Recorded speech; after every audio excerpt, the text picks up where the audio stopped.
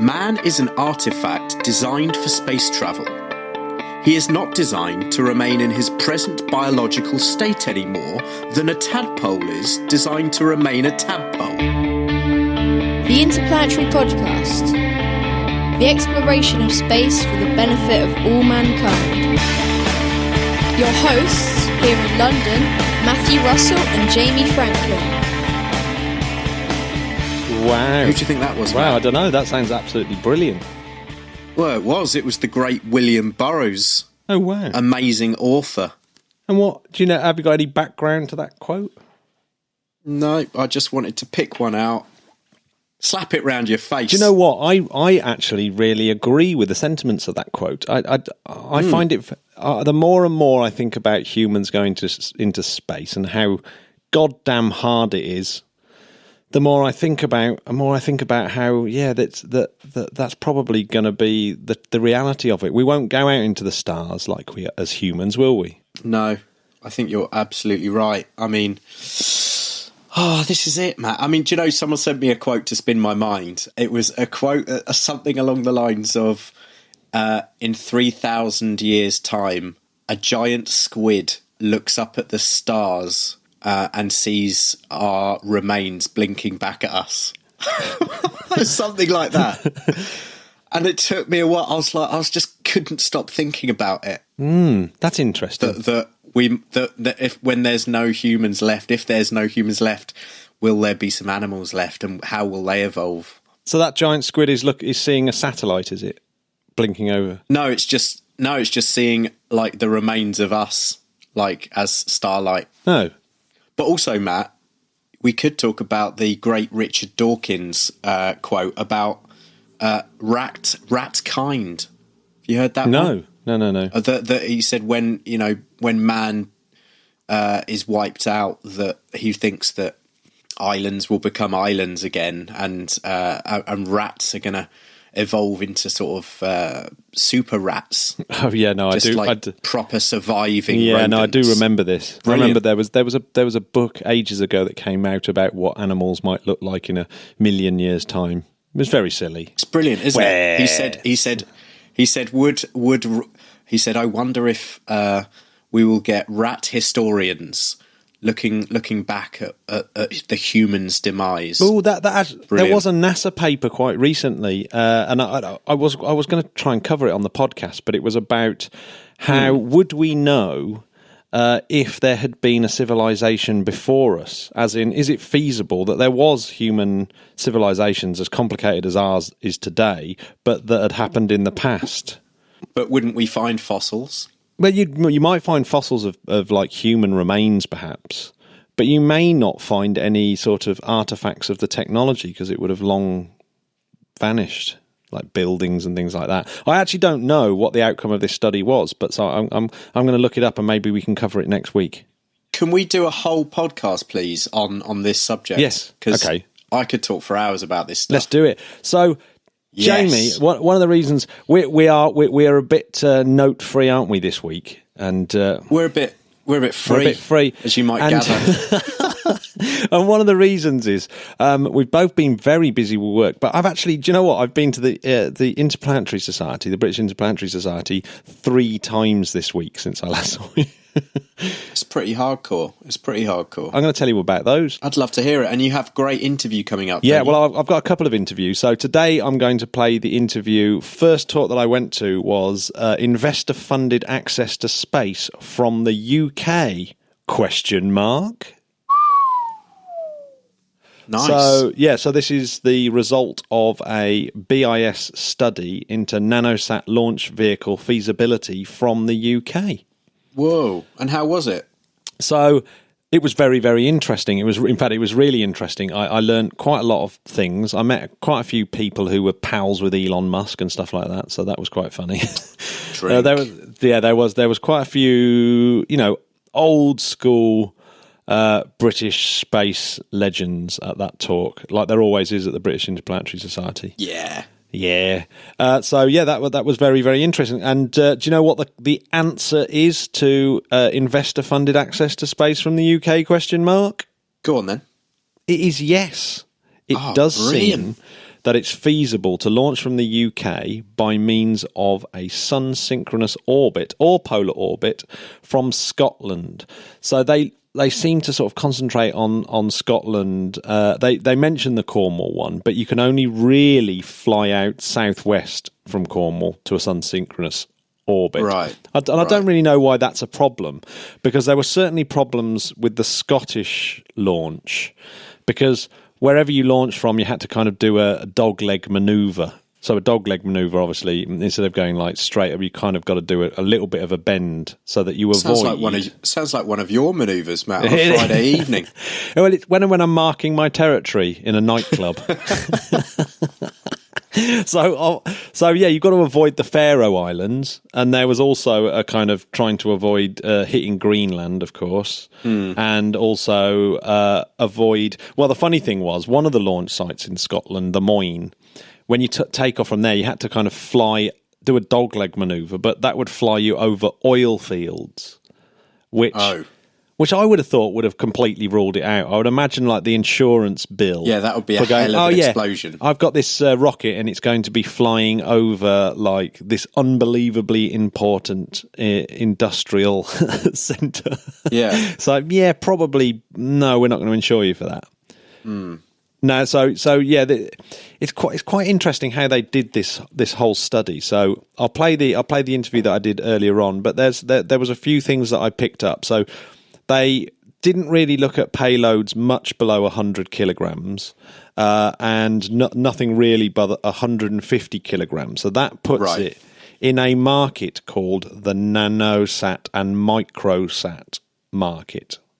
So, it's the only market to go to, isn't it? Yeah. So the nanosat is things like your typical CubeSat, and your microsat is like something between 10 and 100 kilograms, like Sputnik, or Britain's only satellite, Prospero. Yeah, so, but yeah, nanosatellites are things like your CubeSats and the satellites, CubeSat and things like that. So that's the sort of thing they were looking at, and obviously launching multiple CubeSats and nanosats in one launch. So weighing between 100 and 150 kilograms. Now they realised that it wasn't feasible to launch anything less than that. It started to become stupid and not very realistic. And then after 150 kilograms, it sort of became a completely different kettle of fish. Okay. So it seemed like the sort of real crux was, how big is the nano satellite market?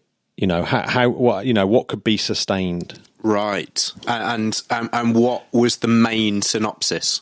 So they use this thing. They use this technique called agent-based analysis, which is a bit like a computer game. So when you play a computer game, all the sort of characters are kind of agent-based, like something like Grand Theft Auto. You've got all these agent-based characters that have their own agency, I suppose.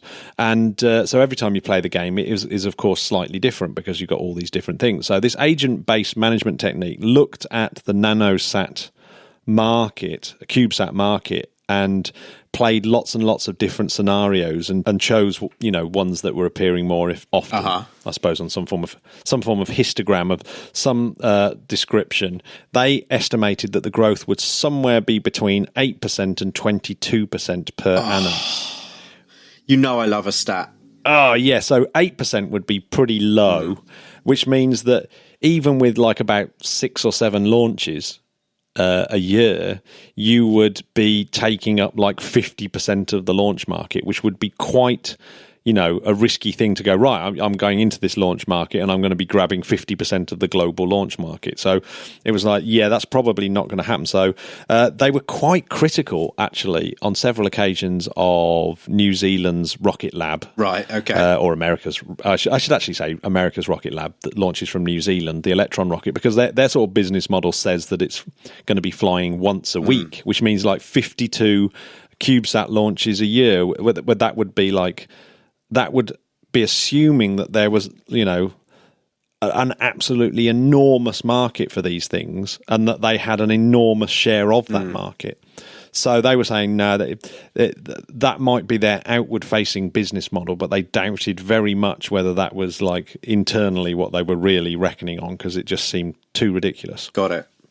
So yeah, it would have kind of mixed launches. Now, one of the things that sort of came up was, well, you've got this rocket that's launching these small satellites. Well, why not just like get a lift on bigger rocket launches? So say when Falcon 9 puts up a large communication satellite, it can obviously put up a few nano satellites at the same time. In fact, we've just seen that with the launch the other day of Antares. So an Antares launched on the 21st of May with a Cygnus spacecraft, and there was a whole heap of CubeSats on that. So of course that makes it very, very cheap for those little CubeSats to basically get the bus ride, they called it. So you sort of like have a lift on the bus. Absolutely. But is there a sort of better market for having a taxi lift, essentially, where it's like you can go when you want to go? You're not at the beck and call of lots of other satellites, because it can be quite annoying if, for example, that Antares launch had been delayed because that Cygnus cargo vehicle had been delayed. And then, of course, all those CubeSats are at the very mercy of this one satellite launch. Yeah, so it's clearly better in some instances to have this taxi ride. So there was an element of that has to be sort of played out, whether it's even worth building this vehicle at all. So one of the interesting things I thought was really interesting is that they built a reference vehicle in a computer simulation. Really? So they went through, the whole rigmarole, because basically one thing that they were saying is there's no point really launching from the UK unless we have our kind of own native rocket to do Very so. True. And of course, that also means that you have Ministry of Defence contracts, which could be really, really important. And of course, you might get a bit more government funding, etc., etc., etc. So that was a few questions that came up. So they built this rocket and the one preferred option was a 3-stage pump-fed rocket. That seemed to be the one that sort of came up trumps in all their kind of statistical studies. And they did this by counting up the amount of parts it would take to develop this rocket. And the kind of lowest score would be the cheapest to develop, and the highest score would be the most expensive. And then they would look at something like the Falcon 1. And I think they did actually look at the Falcon 1, SpaceX's development of the Falcon 1, how many parts that has in their model, and worked out how much that cost to develop, and then sort of extrapolate that kind of costing into their rocket, which seems to have quite a few assumptions, but I guess that's how they were working out the cost of their rocket. It does, yeah, that's quite interesting. It's nice to, I wonder what Elon would think of that. They're just taking, everyone's like looking at that model. Well, not everyone, but I mean, it just goes to show what a force SpaceX is. Yeah, I mean, well, yeah, I suppose it's one of the most recently developed rockets of that kind. But yeah, so that was interesting, and I think it came to something like 30 million pounds to develop this thing. That would be the sort of development costs. Yeah, piece of cake. But there was a lot of discussion in the room about, can't you have it as pressure fed rather than pump fed? It seemed to be like a real big deal. But I'm just simply not enough into rocket engines and building, new space vehicles to really know why that was. Well, I'll wait till the podcast is finished, and then I'll call you up, because it's going to take a long time for me to explain it to you. Okay. They also looked into air launch, but they kind of semi-abandoned that idea because of the extra 10 million it would cost to develop the plane and to actually do the air launch. So they weren't so keen on that thing. So they actually developed this vehicle, and I think the program they developed it in was called ASTOS, AstroView software, which is what they use to develop spacecraft. And so there was a very rough wire diagram of what this idealized reference vehicle would look like. Beautiful. Can we see that diagram? The report is available. Well, we'd like it if you shared the chewing gum with the whole class, Matt. I think I speak on behalf of my listeners. The crux of the matter was that if there was this high demand for nanosatellites based on their model, you would have a very robust business case for £40,000 £30 per kilogram launch. Now, they base this on IRR. Do you mean ROI? IRR, internal rate of return. IRR was the number that they were basing it on, and if it was 10%, so these are all it were 10%, which means that you get 10% back on your initial investment. You get 10% back every single year as long as the program runs for 10 years, which was also a bit contentious. So saying, oh, what if this launch market might not last 10 years? And things are moving so fast that even that would be risky. And then in the room, a lot of people are saying, no, £40,000, which, by the way, for our foreign listeners, which is most of you, is $57,000 per kilogram. So if you drop it down to £30,000 per kilogram or $43,000 per kilogram, then at a high growth, the business model is still robust. However, if it's only intermittent or low, then you have a weak business case. So most people in the room were of the opinion you need to get it down to this 30,000 quid per kilogram kind of launch, or why would anyone bother coming to Britain to do these launches that have to miss the Faroe Islands by a dog leg, and then you've got the chance of your second stage hitting Greenland, and then you've got the chance of another stage hitting Russia, apparently. So when the stage comes down, the computer model shows it just coming down just shy of Russia. If there's one place that we don't want to upset with a falling rocket part, it's Russia. Yeah, absolutely. I mean, I can't think of anything. I'd rather it fell in Korea. North Korea.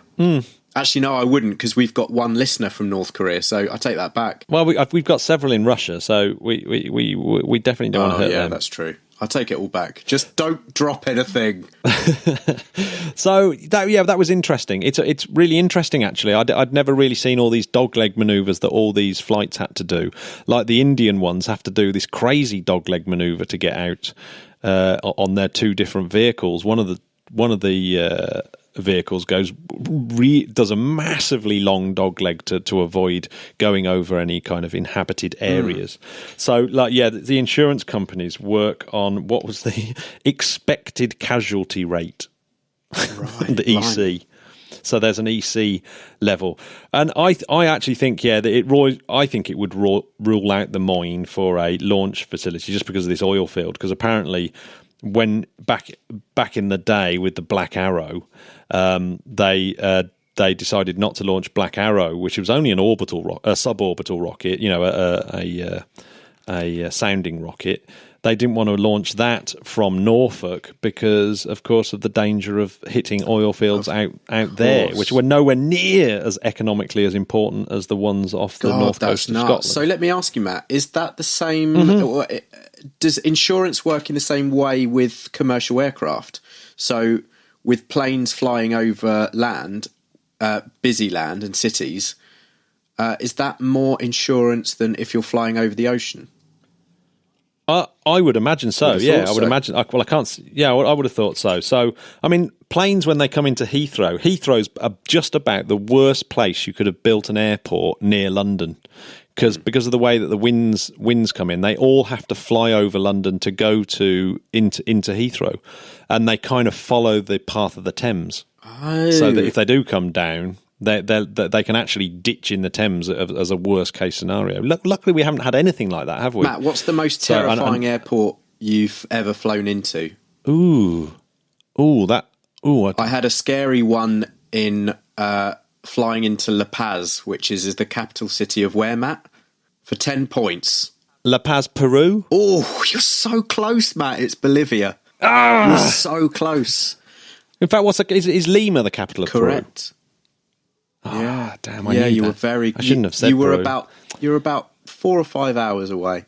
Now, the interesting thing about flying into one of those cities is you're likely to die from the change of pressure. When you take off from London, the air pressure's low. I might be corrected on this, which won't be the first time, but I think La Paz is the highest city in the world. That might be false, but hey, I'm throwing it out there as true. So. Let me know if there's a higher one. But man, it was like the city is like in a big bowl where it's just spread out around these mountains that come down into like a 2 square mile of flatness. And it's really scary flight coming in. Isn't Hong Kong supposed to be a nasty one? Yeah, that's not great. Well, that's where I had my lightning hit my plane experience. Well, that wasn't good either. You said but it's all right, guys. I'm still here. Yeah, I'm still here. Jamie's still here. I'm still standing. Yeah, so, yes, there we go. Do you want to hear the results of our asking our podcasts if they could work out why? What was I going to say? Work out, yes, how much energy, how much power, I should say, is the Falcon 9 uses on its first stage burn. That took you a while, Matt. I was with you all the way. I'd love to know. The thing is, while I was doing that, I was trying to find the emails, because they've come in all sorts of ways. We've had people coming directly via our website, some going via the email, some going via Twitter. Matt, I'll tell you what, Matt, we are multi-format, aren't we? So what are they saying? I'll read out the good ones. But Chris Tetters from Kansas recently found our podcast and fell in love with it. Good on you, Chris. Oh, cheers, Chris. So, yes, and he spent 4 summers at the Cosmosphere and fell in love with all things space. I'd like to spend 4 summers there. Yeah, so as he rightly points out in this quite a long email here, power is defined as 1 Newton per metre per second. That is your watt. Matt, we could have done that Family Guy joke where if you'd have said it's 1 watt, and I went... 1 what? It's 1 what? It's 1 what? Oh, dear. So It's over. So he decided to pull out some rough heights and times of burn for the first stage. And according to SpaceX website, the first stage burns for 162 seconds. Although I think the Falcon 9 Block 5 burnt slightly longer if I'm watching my little video, the video of it. But then someone did say that the video might be misleading so that competitors couldn't work out what was going on, which seems a bit weird. But anyway. Interesting. Yeah, okay. So 162 seconds, which is consistent with 4 launch demonstration above. Averaging those times and distances, and for convenience sake, assuming the rocket travelled in a linear rather than arced path, which, I ended up doing when I was trying to work it out, found an average distance of the first stage burn to be 70 kilometres and an average burn time of 157 seconds, which means the watts of the Falcon 9 first stage is 70,000 kilometres over... Actually, I think he means 70,000 metres there. 70,000 metres divided by 157 seconds, multiplied by the thrust, which is 7,920,000 newtons, equals 3.53 gigawatts. Now, that's a lot... Damn! That's a lot lower than the gigawatts that Gerst was saying in his tweet. And I'm pretty certain that there's more power coming out the back of a Block 5 Falcon than there is out the Soyuz FG, don't you think? Well, we're just going to have to measure it ourselves when we go to the launch, Matt. Yeah, so if you plug in like Chris actually does the maths on the Soyuz, and he gets to 1.6 gigawatts for the Soyuz, which sounds about right. That the Falcon will be double that of the Soyuz. Correct. But there was others. One of the greats of the podcast listeners, one of our patrons, he wrote in as well, and I'm just going to get his up. It's actually quite nice not following notes. I feel like really free. It's like, actually, I'll read out another email that we had from Tom Harnish. It's an apology I need to make to him. He's from Go on, Tom. He's from San Diego. Beautiful part of the world.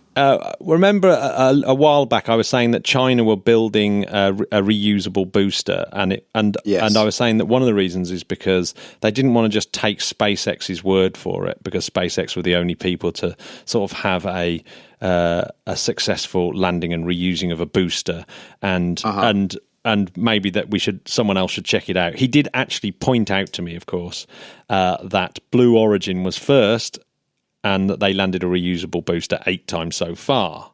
So, which of course is true. And I must admit, in my mind, I was thinking more really of it on a commercial basis. So far, Blue Origin haven't done that commercially, whereas SpaceX are, of course, doing it commercially and building towards, particularly in Block 5, a 24-hour turnaround and seeing how much they can reduce the price by. So you are indeed right, Tom. But Matt, I'm assuming that you were just trolling. I mean, you knew. I knew. I was just the seeing. score Yeah, was. I just was just seeing if there was any. You were just seeing who was awake. Who was awake, and it turned out And Tom was awake. that there were some pretty clever people out in San Diego who were. Thank goodness someone is. But I still haven't found old Mr. Shern's one. Oh no, where on earth did that come in? Oh, this is a nightmare. It must be somewhere, surely. There it is. I found it. So Mark did a very similar equation, actually, to our first listener, to Chris. And he did one like that and came up with a similar number. He also did it using potential energy and kinetic energy. So he worked out the kinetic and potential energies of the booster at a certain height and plugged those numbers in, which I thought was really cool. And he came up with similar sort of figures. The one thing that I've been meaning to do and haven't got round to, and no one actually came in with this one. And I think this may be where Gerst gets his figures from. Here we go. Is the energy density of the fuel and how much fuel it's burning, and therefore the input power rather than the output power of the rocket. So maybe that's it. Maybe that's what he's referring to. I could have told. Why didn't you both call me? No, I could have told you that that's the case. Weren't you? Didn't you listen to the last podcast? Oh, you should have written in your numpty. Oh. I might just start tweeting in to my own podcast. Oh dear.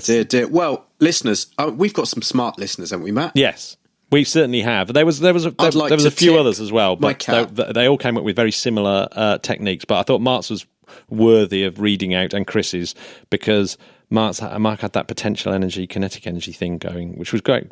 A different formula. Matt, if you're listening and you're a new listener, how can you get in touch? You can go to www.interplanetary.org.uk and you can actually leave messages on that website, and that goes to our website, and you can just put info@interplanetary.org.uk, or you can send anything to @interplanetary.org.uk, I believe, and it'll come to me. Well, one of our favourite things is getting responses, comments, questions from our listeners.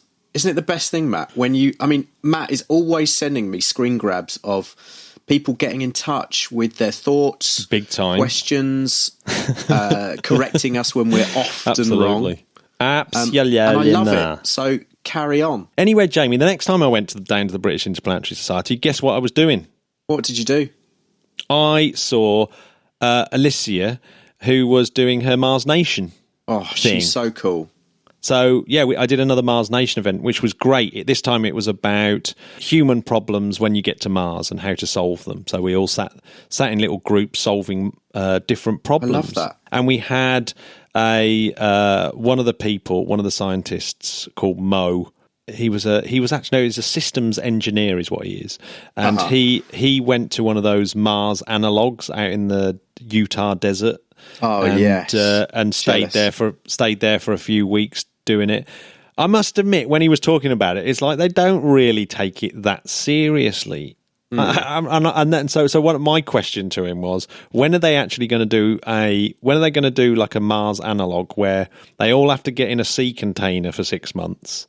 Then literally land on a planet like feeling really, really ill, get really down to some hard work, stay there out of contact pretty much for, say, 8 months, and then get back in the same sea container and stay in that for 6 months and see how psychologically kind of damaged they are when they get out the other end. That would be the experiment, wouldn't it? Yeah, you've got to make it.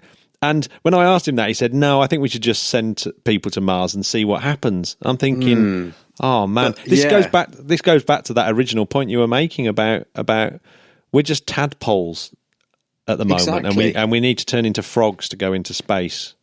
We do need to turn into frogs, and I'm willing to do that test. If anyone wants to pay me, I'll do it. Awesome. Just need to go to my boss and explain what I'm doing. He'll be fine.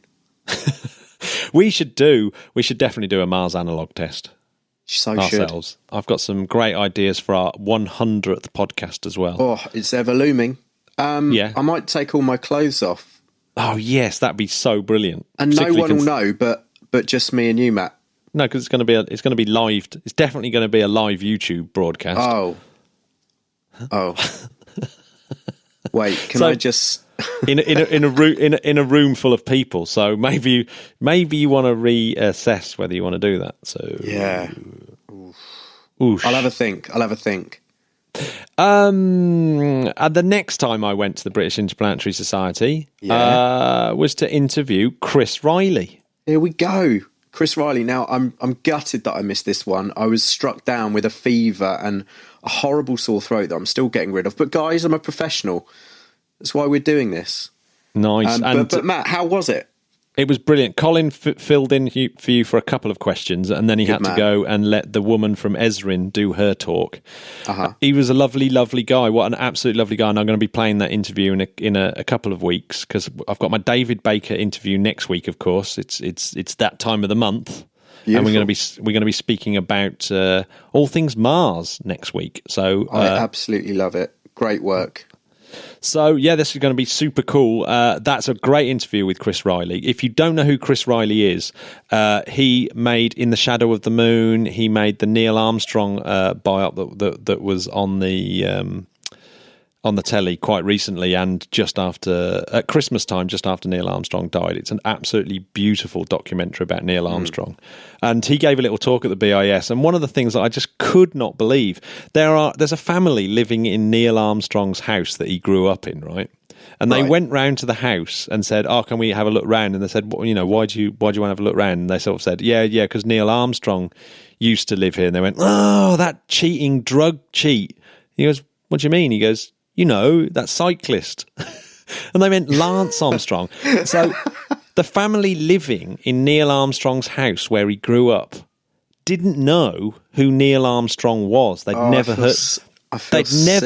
heard of him. And so there was this 13-year-old boy who was living in Neil Armstrong's bedroom where he threw his paper aeroplanes out the window, and he'd never heard of him or didn't know the significance of the house. Oh my God! Please tell me that changed. No, they didn't give a monkeys, and they couldn't really work out what the big deal was. It was so bizarre. Oh God! I'm not going to say what I'm thinking. But yeah, but Chris was sort of saying that was sort of quite common in America. That they don't have the same. Literally, Neil Armstrong is almost kind of. See, Matt, this is why it's so important to spread the message that these icons and heroes are not forgotten. Yeah, no, absolutely. I mean, I always say that Neil Armstrong is going to be. He's never going to be forgotten in a 1,000 years' time. He might actually be the only person we remember from the 20th century. And because he's the first person to do something, it can never be taken away. Do you think I'll be remembered, Matt? Well, I think that we will live on in some of our great works. we haven't done them yet, but when we do, trust us. You've got everyone. Surely must feel it. They must feel how the podcast is growing. One day it might be good. It might actually be good. We will turn into frogs soon. It's Don't worry. There. Come on, it's getting there. Yes. I'm going to quickly tell you what happened this week. Go on then. We had that Antares launch. We mentioned that earlier on. We've had a Falcon 9 launch of an Iridium Next satellite with the German Grace FO satellite. And next week we got another Falcon 9 taking up SES-12. Actually, that Falcon 9 that flew the Grace from the Iridium Next was the same booster that flew the mysterious Zuma payload up. Ooh la la. So we just play my interview. Oh, let's do it. I'll talk to you about M-Drive and the Mac effect another time. Écoutez to the interview. So I'm here with Robin Brand at the Arthur C. Clarke House, the headquarters of the British Interplanetary Society, and you've just given a talk about the feasibility of a native launch here in the UK. Can you tell us a little bit about that study? Yes, indeed. The study is one of the 6 technical projects being run by the British Interplanetary Society. We started 2 years ago. We finished this March. We've issued a final report, which is available in draft and full forms to anybody who's interested. And the actual title of the study was Investor-Funded Access to Space from the UK. And we consider it unique because unlike commercial studies, it's open sourced in effect. It's technology unbiased. The various vehicles we're concerned and looked at have been judged on their business merits rather than their purely technical merits. And the output from the report has been couched in investor understandable terms rather than engineering terms. So unlike many similar reports which have come about, it's not just technical. About 2/3 of the report is concerned with investment and business and will the business case be closed, and on the feasibility of launching from various places in the UK. Yeah, I noticed that you used several quite innovative ways of working out what your market would be. Could you tell us a little bit about what the small satellite market would be? That's right, yes. We've looked at various international market surveys of what the current market is. And then one of the important things for a project which may mature in several years' time, from a business point of view, you have to make a judgment on what the growth of the market is going to be, what the competition is going to be, let us say 3 or 4 years down the line. And the technique we used is, we believe, a first for the space industry. It's something called ABM, which is agent-based modelling, which tries, instead of just extrapolating on past performance, because past performance is no guarantee of future performance. We try to understand the drivers that drive the customers, and the customers are called agents, and this is the sort of thing that's used for simulating how crowds would perform in a theatre should it catch fire. And it's a proper mathematical technique used in other industries. We brought it into the study that we've used to try and get a real handle on how this works. Yeah, it's really interesting because I noticed there was a little bit of criticism of other recent small satellite launch companies. I'll keep them nameless at the moment, but it's because it seemed from your analysis that what they were saying about launches, for example, launching once a week with a bunch of nanosats, seemed unrealistic in terms of the global launch Yes, market. Indeed. It's one of these compromises. It's a sort of engineering sweet point in there somewhere, if you like. On the one hand, you want to increase the size of your vehicle and your payload, because you then get economies of scale, and if you can ride share on a big vehicle, it can be very much cheaper because somebody's paying for the flight in the first place. On the other hand, if you're doing it on your own, you've got to be aware that if you go for too many launches in a year, and those launches are, trying to launch too many satellites, you find yourself gobbling up too much of a proportion of the global space market. In our particular example, we've said even if you launch only 6 times a year, say once a month during the summer, even then you'll be launching 60 satellites, and that might be 20% of the global market. So if you're not launching once every month, you're launching once every week, you can see that the figures don't really stack up, and you assume that there's no competition out there, you've got all the world's market, etc., etc. So you have to be fairly careful in doing this and not get carried away with economies of scale merely to make your business case work. Yeah, you made a couple of assumptions to keep the scope of your analysis quite tight. One of them was it seemed that you concentrated on Scotland as a launch place. Was there any real reason why you chose Scotland? Did it seem the most feasible, or was it the one that was easiest to concentrate on? At the beginning of the study, we looked at all sorts of places, not just in the UK. We looked at Norway, we looked in the South Atlantic. Ascension Island's a very nice place to launch from a geographical point of view.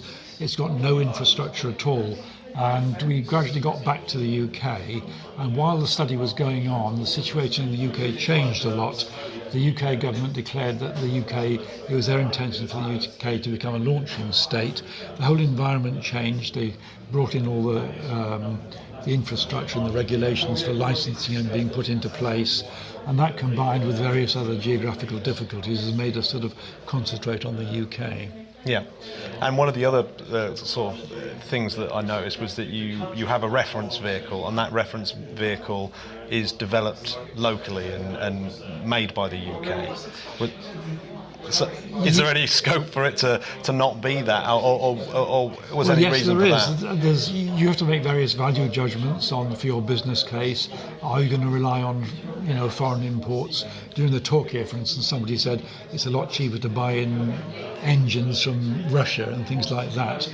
But then you'd have a business case entirely dependent on the Russians' goodwill. Do you want to go down that path, or do you want to work on the basis of leveraging, whatever the term is, the heritage that the UK has got? Because the sort of engines we're talking about for this vehicle are half the size of some of the engines that were developed in the 60s in the UK.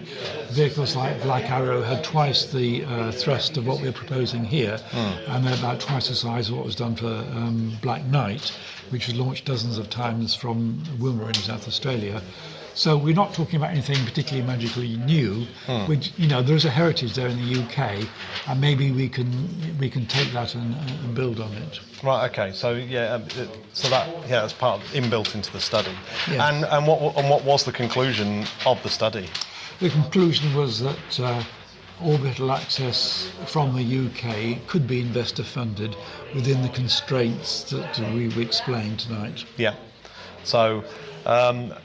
There was another term that came up, was IRR, and it came to 10%, and there was obviously a few grumblings in the audience that 10% might not be a robust enough figure.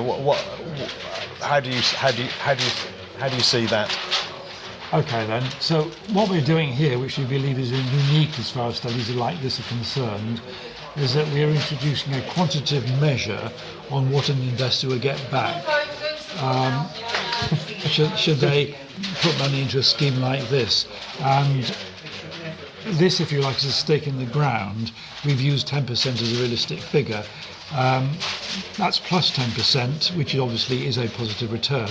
Some of the scenarios that we've looked at, you might end up with minus 20% return. That means your business case isn't going to be valid at all. You've just abandoned it.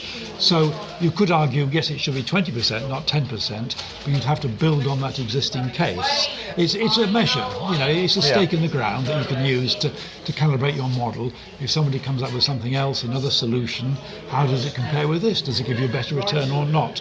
It gives you a number to measure by. It's not just opinion. Yeah. So this is you've mentioned that this was part one of a what's next? Well, we finished the course of the original study, which is a 2-year study. We're now calling that phase 1 because those involved want to move on to a 12-month phase 2. And in 2 or 3 weeks' time, we're going to have the initial phase 2 meeting where we'll define what we're going to look at. And some of the factors that we identified, we should look at these in greater detail and possibly put together a business plan and explore those things, explore the various questions which have been raised this evening in more depth and write background papers and so on. Brilliant. Thank you very much for talking to me, but even though your voice is quite sore, we've got quite a lot of noise going on. My apologies for being croaky. Yeah. Thank you very much. Well, so great. Awesome stuff. So it looks like Britain is going to collaborate with Australia. About bloody time, mate. On building their own version of the European global navigation system. And apparently, I was talking to Alistair, who'd got back from some very important meeting with a bunch of space people and government. And it really is, they're kind of basically saying, the British are saying to the Europeans, look, we're the only people with the technology to actually build it. without us, you can't actually build your own GPS system. So we'll just build our own. So it doesn't really matter. Bye. See you soon. Bye. That's great. See you later. Yeah. Bye. So I mean, this is all brinksmanship as far as I'm concerned. It can't get to the point where they go, no, you can't use our satellite. Yeah. Right. It's ridiculous. Agreed. Silly Billies, get it together, Europe and Britain. Stop being nasty to each other. Come on. On this day, in Friday, the 25th of May, it's my dad's birthday. Ah. Happy birthday, Richard Russell. So, yeah, last week my brother's, this week's my dad's. Happy birthday, Dad. You are a legend. My dad saw V2 rockets flying over Kent on their way to London. How cool is that? Just insane. And more importantly, I don't think it was cool at the time. More importantly, he helped give life to you. It's Georgy Greco, or Georgy Mikhailovich Greco, a Soviet cosmonaut and Russian engineer. Here we go. Who flew on Soyuz 17, Soyuz 26 and Soyuz T-14. It's his birthday also, born in 1931. Well, happy birthday to all of you. Yeah. Oh, by the way, Chris Riley, we celebrated Richard Feynman's birthday last week. Chris Riley actually directed that fantastic Mr. Feynman film as well when he interviewed all his family. So he's done loads. You're even more of a fan. I didn't realise just how many of his programmes I'd seen. Look it up, Chris Riley. We need to unbelievable. Please, everyone, and check he's a lovely guy. Brilliant stuff. We did a little bit of a rambling chat this week about stuff. But I hope you enjoyed it. We're sorry we didn't have time to do some proper notes, but we were out doing field trips at the BIS and stuff like that. There we go. I was working hard and I was poorly. But hey, one thing that I'm not poorly with, Matt, that's the love for space. For all you space podcasts out there, don't get too obsessed with space. Enjoy it, and then maybe, do something else as well for a bit. And then come back to space and realise how ace it is. What do you think? Beautiful. It's really beautiful, Matt. It didn't quite work as well as I thought it was going to. I loved it. Do you know what, Jamie? Make it quick. I've got a space joke to finish on. Okay, go. Why would Brian May have made a really good astronaut? Go on. Because he can always perform under pressure. God. Are we still recording? Because that was... And I love Brian May. Because he can always perform under pressure. Right, let's leave him. Yeah, I'm going to press stop.